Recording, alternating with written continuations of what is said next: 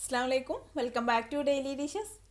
ഇനി ഞാൻ ബ്രെഡും പഴവും മുട്ടയും ഉണ്ടെങ്കിൽ വളരെ എളുപ്പത്തിൽ തയ്യാറാക്കിയെടുക്കാൻ പറ്റിയ നമുക്ക് നല്ലൊരു ബ്രേക്ക്ഫാസ്റ്റ് ആയിട്ടോ നല്ലൊരു സ്നാക്ക് ആയിട്ടോ ഒക്കെ കഴിക്കാൻ പറ്റിയ ബനാന ബ്രെഡ് ടോസ്റ്റ് അല്ലെങ്കിൽ ബനാന ബ്രെഡ് സാൻഡ്വിച്ച് എന്നും പറയാം. അപ്പോൾ അതാണ് നമ്മൾ തയ്യാറാക്കുന്നത്. അപ്പോൾ നമുക്കിത് എങ്ങനെയാണ് തയ്യാറാക്കിയെടുക്കുന്നത് നോക്കാം. അപ്പോൾ ആദ്യം ഒരു ബൗളിലേക്ക് 2 മുട്ട പൊട്ടിച്ചൊഴിച്ച് കൊടുക്കാം. ഇനി ഇതിലേക്ക് 1.5 ടേബിൾ സ്പൂൺ പാല് ചേർത്ത് കൊടുക്കാം. പിന്നെ 1.5 ടേബിൾ സ്പൂൺ പഞ്ചസാര, പിന്നെ ഒരു 1/4 ടീസ്പൂൺ വാനില എസൻസ് ചേർക്കുന്നുണ്ട്. വാനില എസൻസ് അല്ലെങ്കിൽ ഏലക്കാപ്പൊടി ചേർത്താലും മതി, അല്ലെങ്കിൽ കറുവപ്പട്ടയുടെ ടേസ്റ്റ് ഇഷ്ടമുള്ളവരാണെങ്കിൽ ഒരു നുള്ളു കറുവപ്പട്ടാപ്പൊടി ചേർത്താലും മതി. പിന്നെ ഒരു നുള്ളു ഉപ്പും കൂടെ ചേർത്ത് കൊടുത്തിട്ട് എല്ലാം കൂടി നന്നായിട്ടൊന്ന് മിക്സ് ചെയ്തെടുക്കാം. ഇപ്പോൾ ഇതെല്ലാം കൂടെ നന്നായിട്ട് മിക്സ് ചെയ്തെടുത്തിട്ടുണ്ട്. ഇനി നമുക്ക് ഇത് മാറ്റി വെക്കാം. ഇതിലേക്ക് ചേർക്കാൻ ഇനി നമുക്ക് പഴം വേണം. ഞാനിപ്പോൾ ഫിലിപ്പീനി ബനാന എന്നൊക്കെ പറയുന്ന ഈ ഒരു പഴമാണ് എടുത്തുള്ളത്. ഇതുപോലെ നമുക്ക് നേന്ത്രപ്പഴം, ചെറുപഴം, റോബസ്റ്റൊക്കെ എടുക്കാം കേട്ടോ. നന്നായിട്ടങ്ങ് പഴുത്ത് ഉടഞ്ഞു തുടങ്ങിയ പഴമൊന്നും എടുക്കരുത്. അപ്പോൾ നമ്മളിത് ടോസ്റ്റ് ചെയ്തെടുക്കുന്ന സമയത്ത് ഉടഞ്ഞു പോവും. അപ്പോൾ ഇനി നമുക്ക് ഈ പഴം ഒന്ന് കട്ട് ചെയ്തെടുക്കാം. അധികം കട്ടിയിലല്ല, എന്നാൽ തീരെ കട്ടി കുറച്ചിട്ടുമില്ല. ഈ ഒരു കട്ടിയിൽ നമുക്ക് കട്ട് ചെയ്തെടുക്കാം. പിന്നെ ഞാൻ ഇതിലേക്ക് ചേർക്കാൻ വേണ്ടി കുറച്ച് നട്ട്സും കൂടെ കട്ട് ചെയ്ത് വെച്ചിട്ടുണ്ട്. നട്ട്സ് ചേർക്കാനുള്ളത് ഓപ്ഷനിലാണ്, നമ്മുടെ കയ്യിലുണ്ടെങ്കിൽ ചേർത്ത് കൊടുക്കാം. ഇടയ്ക്കൊന്ന് കടിക്കാൻ കിട്ടുമ്പോൾ ഒരു ടേസ്റ്റാണ്.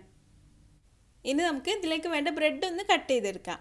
അപ്പോൾ ഇതുപോലെ 4 സൈഡും ഒന്ന് കട്ട് ചെയ്ത് കൊടുത്തിട്ട് നമുക്കിതിൻ്റെ ഉൾഭാഗം ഒന്ന് മാറ്റി വെക്കാം. അപ്പോൾ 4 സൈഡും ഇതുപോലെ കത്തി വെച്ചൊന്ന് കട്ട് ചെയ്ത് കൊടുത്തിട്ട് നമുക്ക് ഉൾഭാഗം മാറ്റി വെക്കാം. കട്ട് ചെയ്ത് മാറ്റിയിട്ടുള്ള ഈ ഭാഗം നമുക്ക് ഇതിലേക്ക് തന്നെ ചേർത്ത് കൊടുക്കാനുള്ളതാണ്. എന്നാലും ആദ്യം നമുക്ക് ഇതുപോലെ ഒന്ന് കട്ട് ചെയ്ത് മാറ്റി വെക്കണം. അപ്പോൾ ഞാൻ ഇതിൻ്റെ ഉൾഭാഗം കട്ട് ചെയ്ത് മാറ്റിയിട്ടുണ്ട്. ഇതേപോലെ എല്ലാ ബ്രെഡിൻ്റെയും നടുക്ക് കട്ട് ചെയ്ത് മാറ്റിയ ശേഷം നമുക്കിത് തയ്യാറാക്കാൻ തുടങ്ങാം.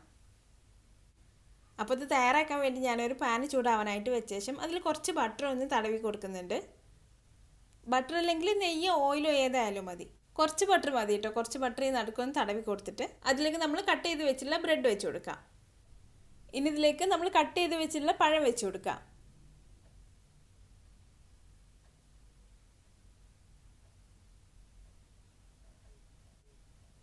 പഴം ഞാനിതിനുള്ളിൽ ഇപ്പോൾ പരത്തി വെച്ച് കൊടുത്തിട്ടുണ്ട്.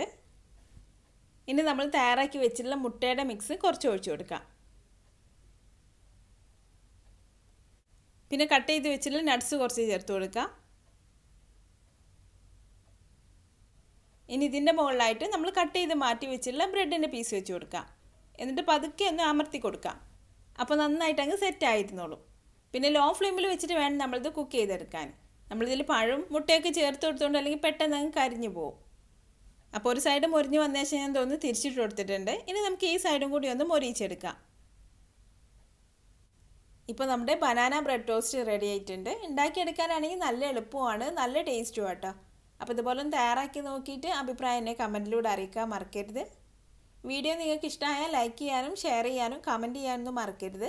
പിന്നെ ഇതുപോലെ നല്ല ഈസി ആയിട്ടുള്ള നല്ല ടേസ്റ്റി ആയിട്ടുള്ള റെസിപ്പികൾക്കായി ഈ ചാനലൊന്ന് സബ്സ്ക്രൈബ് ചെയ്തേക്കണേ. അപ്പോൾ അടുത്ത നല്ലൊരു റെസിപ്പി ആയിട്ട് വീണ്ടും കാണാം. Thanks for watching this video.